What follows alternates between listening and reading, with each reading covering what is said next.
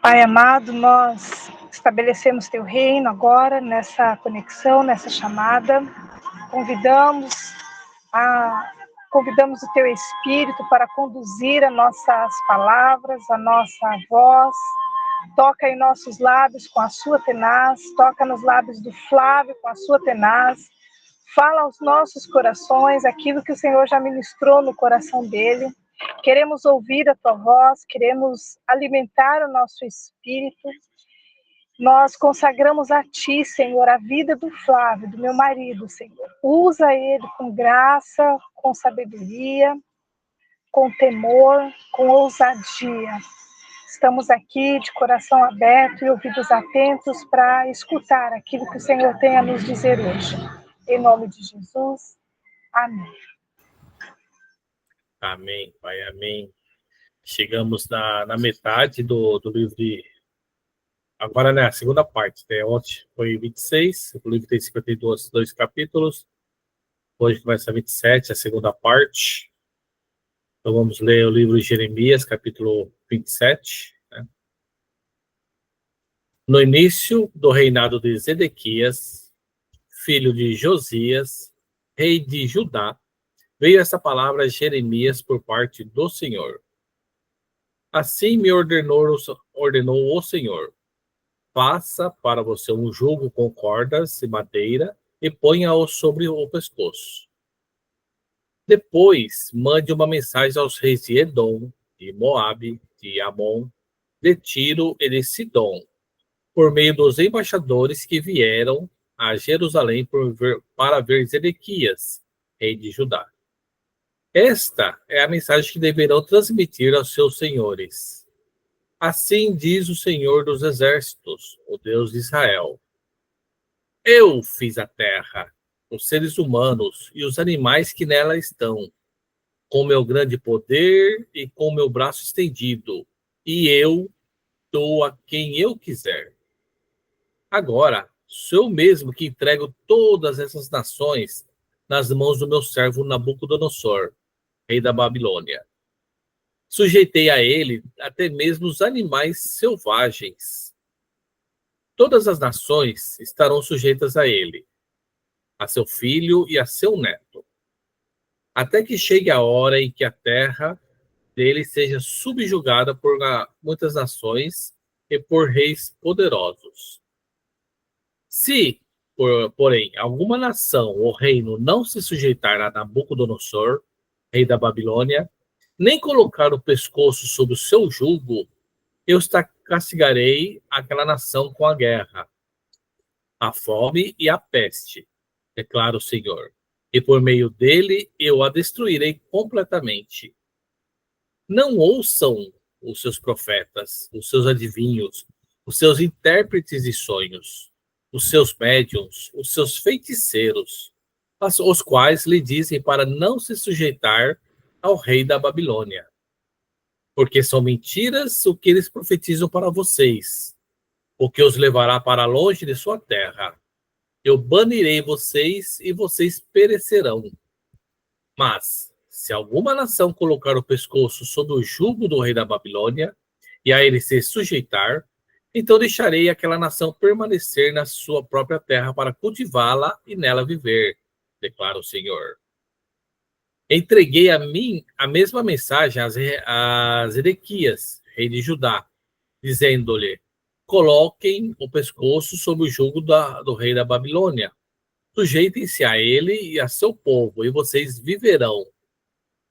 Por que razão você e o seu povo morreriam pela guerra, pela morte, ou pela fome e pela peste, com os quais o Senhor ameaça a nação que não se sujeitar ao rei da Babilônia? Não deem atenção às palavras dos profetas, que dizem que vocês não devem sujeitar-se ao rei da Babilônia. Estão profetizando mentiras. Eu não os viei, declara o Senhor. Eles profetizam mentiras em meu nome. Por isso, eu banirei vocês, e vocês perecerão juntamente com os profetas que lhes estão profetizando. Então eu disse aos sacerdotes e a todo este povo, assim diz o Senhor: não ouçam os seus profetas, que dizem que em breve os utensílios do templo do Senhor serão trazidos de volta da Babilônia. Eles estão profetizando mentiras. Não os ouçam, sujeitem-se ao rei da Babilônia, e vocês viverão. Por que deveria essa cidade ficar em ruínas? Se eles são profetas e têm a palavra do Senhor, que implorem ao Senhor dos Exércitos, pedindo que os utensílios que restam no templo do Senhor, no palácio do rei de Judá, em Jerusalém, não sejam levados para a Babilônia. Porque assim diz o Senhor dos Exércitos acerca das colunas, do tanque, dos suportes e de todos os utensílios que foram deixados nessa cidade, os quais Nabucodonosor, o rei da Babilônia, não levou consigo de Jerusalém para a Babilônia, quando exilou Joaquim, filho de Joaquim, rei de Judá, com os nobres de Judá e de Jerusalém. Sim, assim diz o Senhor dos Exércitos, Deus de Israel, acerca dos utensílios que restaram do templo do Senhor, no palácio do rei de Judá em Jerusalém. Serão levados para a Babilônia e ali ficarão até o dia em que eu quiser buscar, declara o Senhor. Então os trarei de volta, eu estabelecerei a este lugar. Maravilhosa palavra do Senhor colocada diante de nós. Essa palavra, ela vem mostrar a soberania de Deus. O povo tinha pecado. Deus havia advertido através do profeta Jeremias abandonar as idolatrias, os pecados, mas o povo não quis ouvir o Jeremias. Continuou com os atos pagãos. Mas de tanto avisar o povo não abandonar essas práticas, veio o juízo de Deus. Chegou. Então aqui, o Jeremias coloca um jugo sobre o pescoço. O que é isso aí? É um símbolo. Um símbolo que está falando, agora não tem mais jeito. Agora nós estamos sujeitos ao rei da Babilônia, Nabucodonosor. Ele virá, avisou todos, Deus mandou Jeremias avisar todos os reis, inclusive lá de Judá, que eles estariam sobre o domínio do rei da Babilônia. Mas mesmo assim, lá estavam nossos queridos profetas que falam pelos cotovelos, onde não são profetas de Deus, eles só falam coisas que lhe convém, que convém aos reis, né? Falando que não, tá tudo certo, nada vai acontecer. O rei Nabucodonosor veio, levou os utensílios aqui, levou o povo, mas eles vão devolver tudo. Mas Deus não foi. Deus está dizendo que para todos o povo submeter ao rei da Babilônia. Eles vão ser levados cativos, sim. E dá opção, ainda dá opção para o povo. Quem ficar, morre. Quem for para lá sobre o rei da Babilônia, vai viver. Isso aí leva muita gente muitos dos tempos normais, atuais, né? Que a gente vê nas igrejas, no nosso dia a dia. Ainda a mesma coisa que nós falamos nos capítulos anteriores, a pessoa está em pecado, em vez de ela se redimir do pecado, reconhecer, confessar o pecado, ela não faz isso, e ainda vem profetas e fala, não, tá tudo bem, você vai ter sucesso na vida, não se preocupe. Novamente, são profetas falsos profetas. Não é isso que Deus quer. Deus quer, se você está em pecado, que você reconheça o pecado. Não acredite nesses falsos profetas. É o mesmo que acontecia lá em Judá. Os profetas lá falavam que seriam devolvidos todos os utensílios que foram levados, seriam devolvidos. Mas não é essa a verdade. Deus falou ainda que não só foi levados os utensílios, mas tudo aquilo lá que restou ainda lá em Judá, que eram as colunas, o tanque, os suportes, os outros utensílios que não tinham sido levados, ainda vai ser levado também. Porque isso aí já estava estipulado, é o juízo de Deus. Mas fala assim, mas Deus vai permitir que o povo dele seja levado, subjugado? Sim, a soberania de Deus não existe fronteira. Deus é o Deus do universo. Não existe fronteira. Babilônia, Judá, qualquer parte, qualquer canto do mundo, do planeta, é tudo de Deus. Deus fala lá, quem que foi que criou o mundo? Quem que estabeleceu tudo na Terra? Foi Deus, é tudo de Deus. Então agora Deus está estipulando, vão ser subjugados, vão ser levados cativos, mas é por um tempo determinado. A vida da gente é assim. Às vezes a gente tá passando por momentos bons na vida da gente, só que não existe uma constância na vida da gente em momentos bons. Sempre a gente vai ter algumas coisas, a gente vai passar por algumas turbulências, algumas provações. Eu lembro muito disso aí quando eu estudava na parte de investimentos financeiros. A gente conheceu como chamado ondas de Elliott, onde você caminha, onde existe um caminhar, não existe uma constância no caminhar. Você está subindo, subindo, subindo, sempre você vai dar uma paradinha, você vai dar uma recuada. Aqui naquela recuada é onde você vai ganhar energia, você vai ganhar força, discernimento, sabedoria e vai caminhar mais um tanto, progredir. Vai andar mais 2, 3 tantos, não existe unidade de medidas para isso. Aí o que vai acontecer? Novamente, passa por provação, se dá uma caidinha, uma provação, vai vir turbulências. A gente, às vezes, não consegue entender isso, mas são coisas da natureza.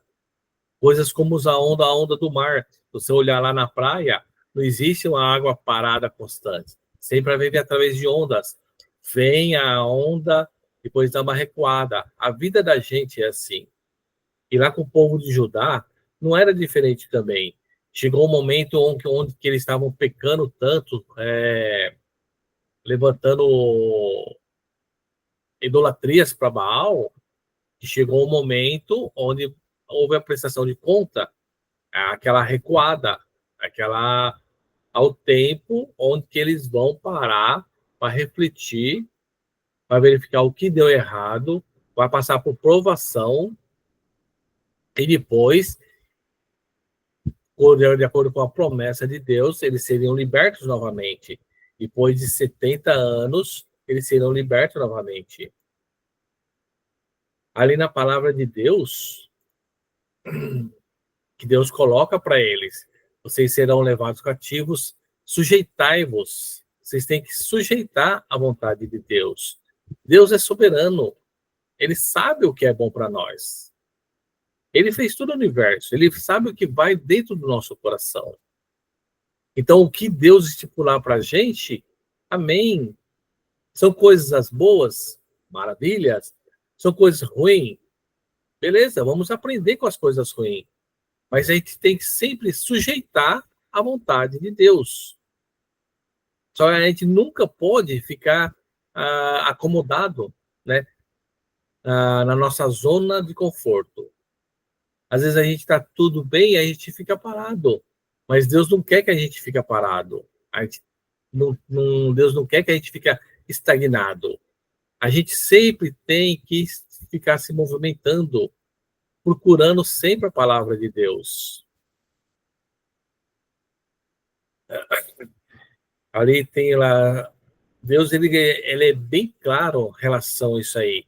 Ele coloca, sou eu quem faço, ele é Deus. Quem somos nós para questionar Deus sobre o que ele faz ou o que ele deixa de fazer? Né? Eu tenho aqui umas anotações ainda. E Jeremias coloca um jugo de madeira, que seria mais como um sinal, um símbolo, né? Que teria que estar sobre a submissão agora do rei da Babilônia. Isso aí seria por um pouco espaço de tempo. A ordem de Deus é que naquele momento, o pessoal deveria servir ao rei da Babilônia. Ah, mas não é isso que eu quero.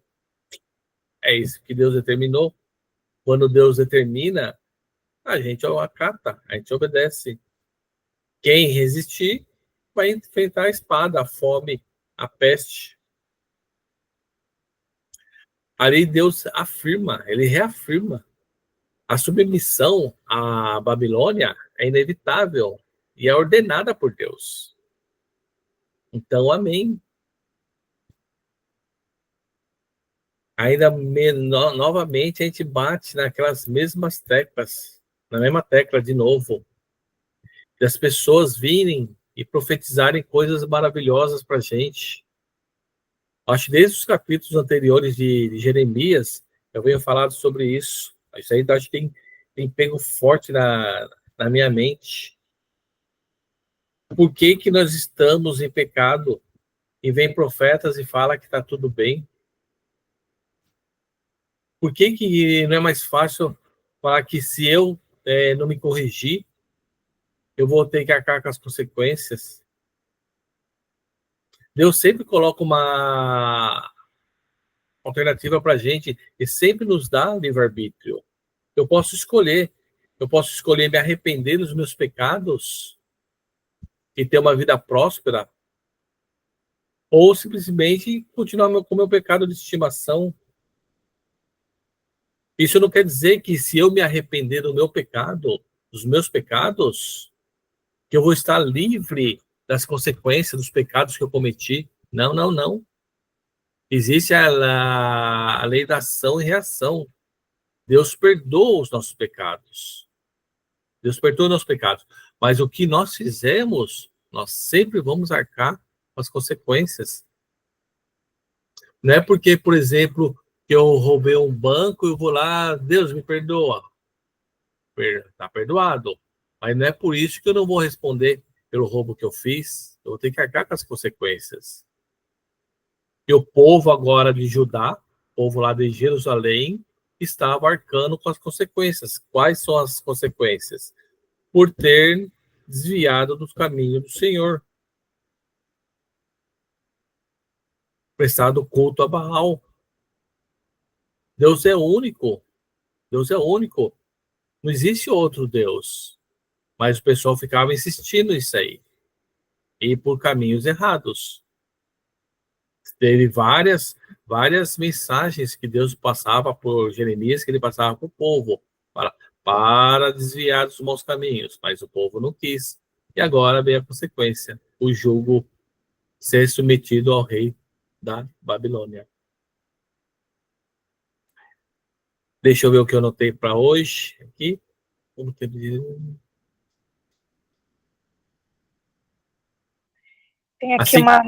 Tem aqui uma notinha de rodapé, no verso 3, né? Onde fala que os embaixadores das nações mencionados no verso 3, eles se reuniam em Jerusalém para conspirar com Judá contra Nabucodonosor.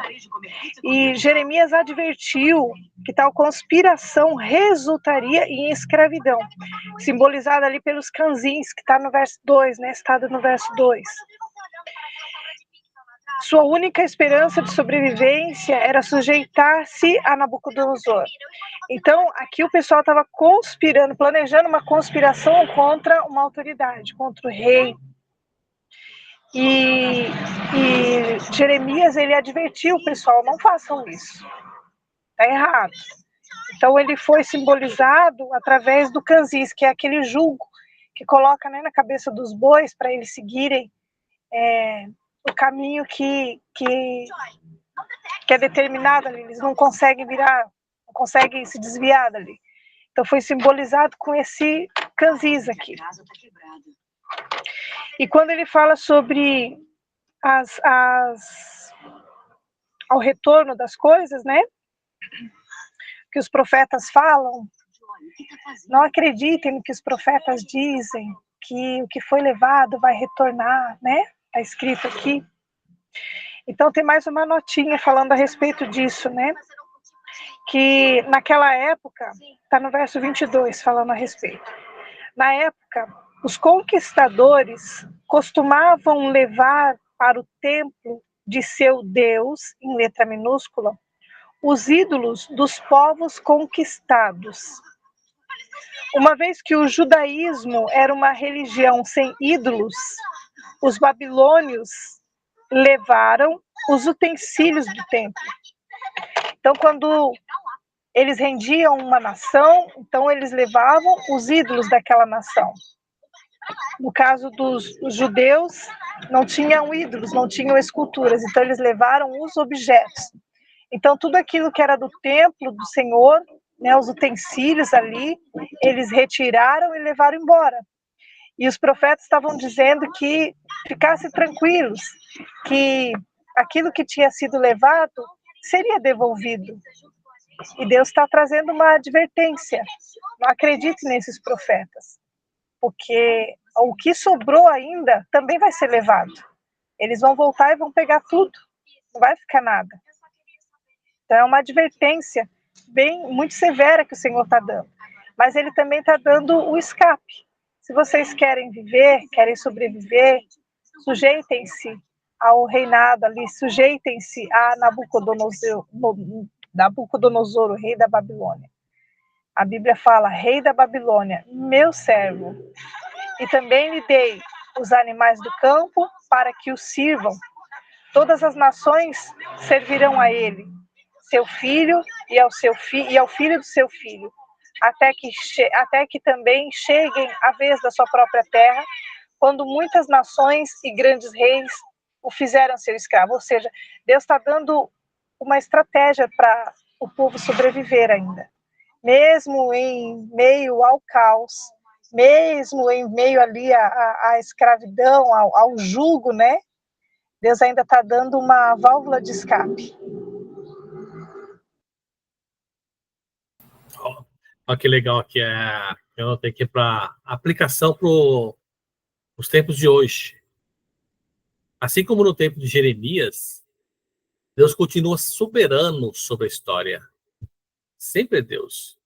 Às vezes, Deus permite que passemos por fases difíceis, como jugo, não como punição, mas como parte do seu plano para correção, purificação e restauração. A obediência a Deus, a voz de Deus, mesmo quando vai contra o que os profetas populares, né, nossos queridos profetas populares dizem, é sempre o caminho da vida. Deus permite provações que parecem atrasos, mas quem na verdade fortalece a fé e produzem perseverança. Mas quem na verdade fortalece a fé e produz perseverança. As provações, essas são as provações que a gente tem no dia a dia. Isso nos fortalece. Isso aí está dentro do plano de Deus, da correção que Deus estipulou para a gente. Faz parte da purificação, da restauração. É lógico que quando a gente é provado, quem nunca foi provado aqui e fica doido da vida, né? Fala, por que eu? Por que eu, pai? Por que eu, Deus? Por que fez isso comigo? Mas a gente não entende o plano maior, que Deus tem um plano maior para a gente, é o nosso crescimento pessoal. Está dentro dos planos de Deus. Então a gente tem que colocar o jugo para a gente e dizer amém. É a fé, aquilo que a gente não vê. Amém? Acho que essa é a palavra que eu trouxe desse livro de Jeremias, capítulo 27. Está aberto para quem quiser comentar alguma coisa, para poder edificar aqui essa palavra. Fique à vontade.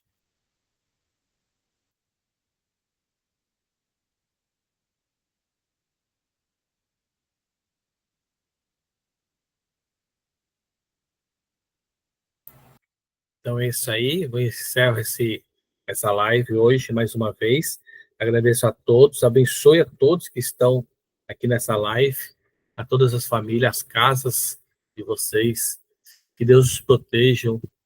Confiem em Deus, que tem um propósito lindo para a vida de vocês, para a família de vocês. Mesmo que a gente não entenda no momento, a gente não precisa entender, a gente só precisa confiar. Confie em Deus. Ele é mais que tudo. Fiquem todos, tenham uma ótima tarde. Nos vemos amanhã no capítulo 28.